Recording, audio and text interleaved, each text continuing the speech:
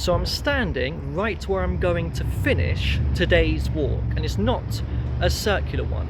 I'm simply just changing trains here from Dorking, which I've never used, to Dorking Deep Dean station, which I have used, which is on a separate railway line known as the North Downs line, one which I've always quite enjoyed travelling.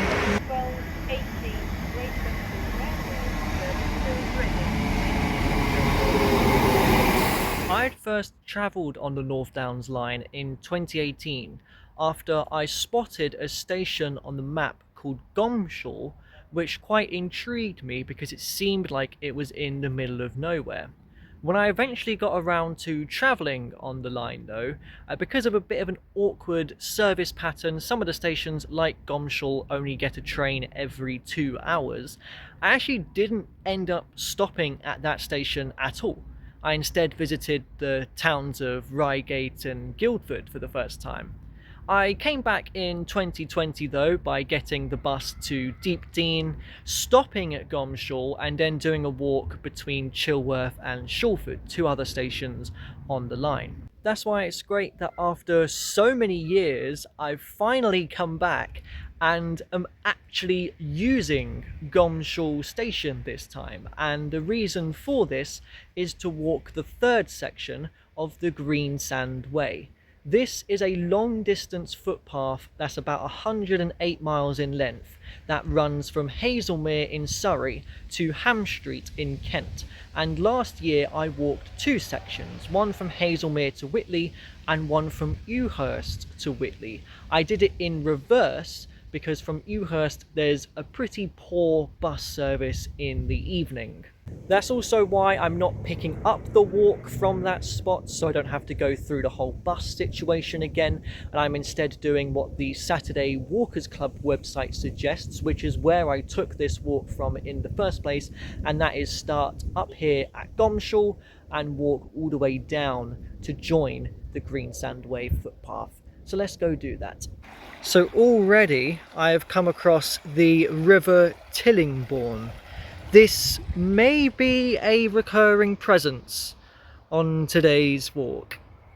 To get to the Greensand Way, I'm having to pass through a little settlement called Hoe. Yes, that is the actual name. And there's another place nearby called Smoky Hole. I mean, come on, them names are just asking for trouble. Okay, so it feels like, or looks like, I'm starting to get a bit of an ascent on my hands now, or my feet more likely, which must mean I am approaching the Greensand Ridge. It is actually getting sandy as well, so that's a good sign. So it's taken about 3.5 miles of walking from Gomshall to come across our first Greensand Way footpath sign of the day, GW, which is leading towards our first vantage point too. So this is Holmbury Hill.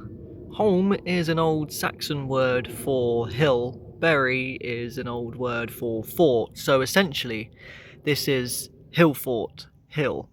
So yes, this does mean I've missed out a section of the Greensand Way between Ewhurst and here at Holmbury Hill, but I do think I have walked a greater distance all the way down from Gomshall than if I was to start back at Ewhurst again. And I am intrigued to see what my total length of miles walked will be by the end of the Greensand Way in comparison to the suggested 108 miles that it is for the entire path.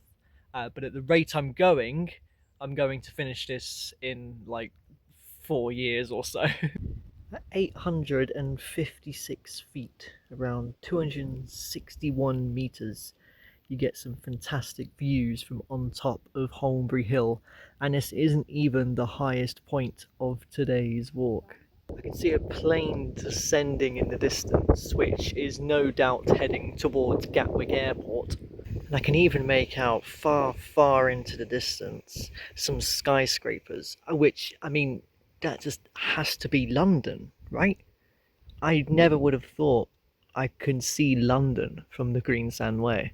So it's quite funny because I've headed all the way south from Gomshall to hit the Greensand Way at this viewpoint, and now the footpath is actually just turning back north again. So I've essentially just walked a huge U shape, but at least in this direction the sun is behind me. It was a little tough facing it head on to reach Holmbury Hill here.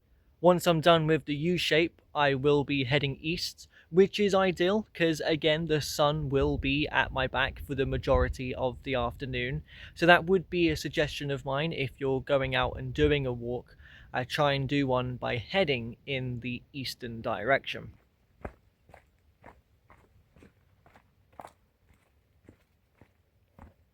Right, I've been plodding on for a while.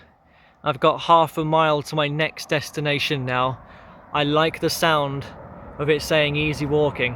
Well, there it is, the Live Hill Tower, the highlight of not just this walk, but perhaps the whole of the Greensand Way, because it literally is the highest point of the entire path.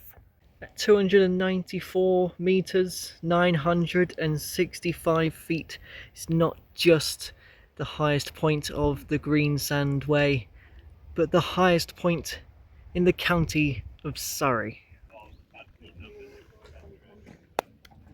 So I guess that means I am taller than the North Downs, which you can overlook from here. And again, it's offering you a viewpoint towards some of the skyscrapers in London. None of them notable enough to really point them out. So built all the way back in 1765 by a Richard Hull, it is said that he is buried beneath the tower itself. And this is the one point along the whole of the Greensand Way that I really wanted to reach. So it was when I first visited Box Hill on the North Downs back in 2018 that from its viewpoint I looked out and saw some other hills nearby, looked at a map at what ones that could be, and saw Live Hill and the tower here. And ever since, 7 years ago, I have wanted to come here. So if I wasn't to continue the Greensand Way, I'm happy with the progress I have made with it. Of course I will continue, and it's so notable that it even features on the Greensand Way footpath signs themselves. That's how iconic it is. Oh, lovely. We've got a National Trust sign as well, just as we're leaving the tower behind. Now it's descending Live Hill where I start to head north and complete the U shape of my walk, and it's also where you'll find the source of the river Tillingbourne. The river we saw at the beginning rises just over there somewhere. I'm thinking maybe I should see if I can find anything to denote that. So it does seem to be a little ditch down there, which must be the Tillingbourne. I have just kind of trampled my way all the way over to try and have a look. I don't even think it's like the main source of the Tillingbourne. I think there's another one around here. I should do an Ed Pratt and track the river from source to sea. I don't even think that was it. I think this is the Tillingbourne here, because I'm much closer to it on the map at this stage, and it is very boggy. So clearly a lot of springs in the area. I'm starting to see little puddles of water down there in the brook now. I mean, this very much isn't the Greensand Way at this stage. I think this is where the other branch, the other source, is meeting the one we've been following. So I think it does get a bit more boggy down that way. So I think I'll just kind of head back over the fence and make my way to my path. I would love to say that we've gone quite quickly from small puddles of water in a brook to a huge cascade of water, because this is labelled on my map as the Tillingbourne waterfall, but it's all dried out. There is quite a lot of water over there though. The Tillingbourne has opened up at this stage. It is very much a flowing river.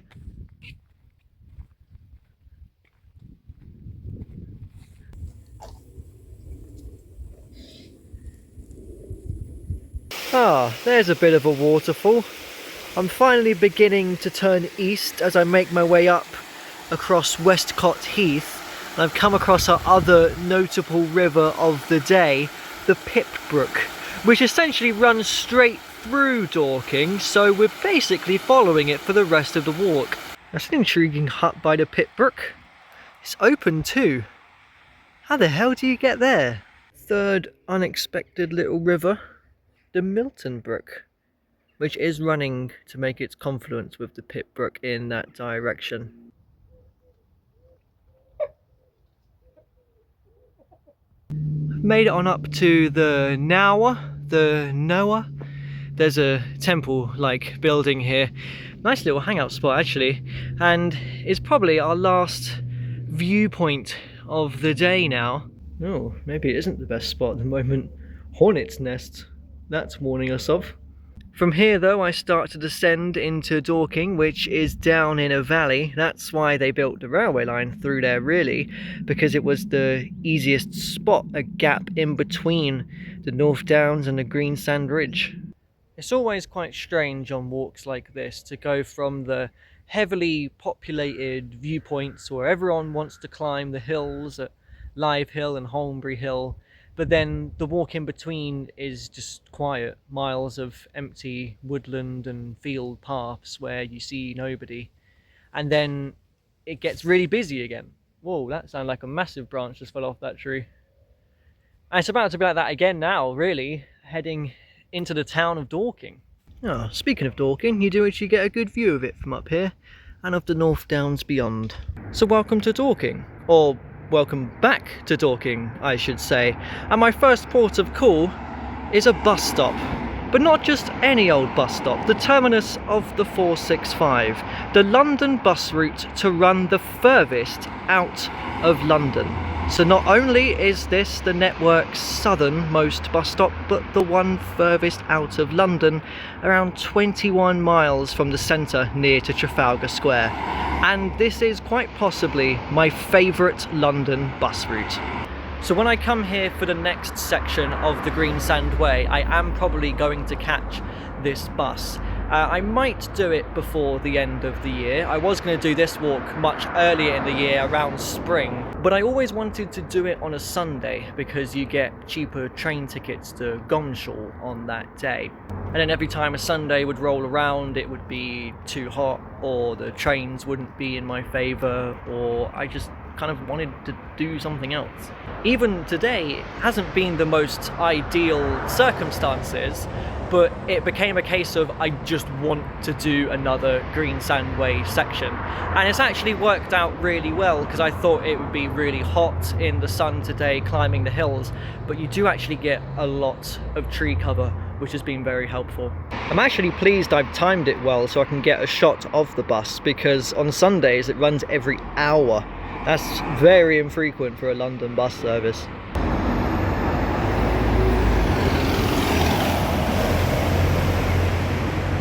My second port of call was going to be getting a drink for the train, because I've almost drunk my 1.5 litres of water, but I don't know if anything's going to be open this late on a Sunday evening. And my third port of call, and this is something I can do, is follow the Pit Brook again through Meadowbank Park to the station. Or stations, I should say. Feels weird to be back at Deep Dean after 8 hours. In fact, a train is up there right now, so that's exactly 8 hours since my one.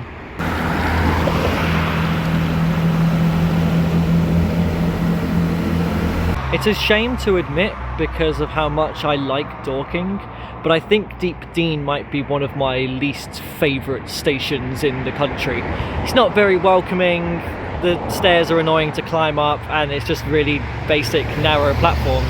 I've just realised if you come right down to the end of the platforms of Dorking Deep Dean Station, you can actually look through to the viewpoint on top of Box Hill. I can see a large clump of people up there. It didn't even want to be named after the town. It was initially called Box Hill, then it became Deep Dean. The Dorking prefix didn't come until 1987.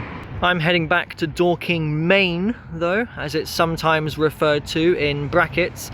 Even this station was known as Dorking North until the 1960s, because it was just nowhere near the town.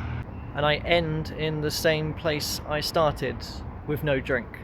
But it's okay, I can deal with the water I have remaining. I can't believe it's been a year since the last time I finished the Greensand Way section. I promise I won't leave it as long next time. Thanks for joining me today.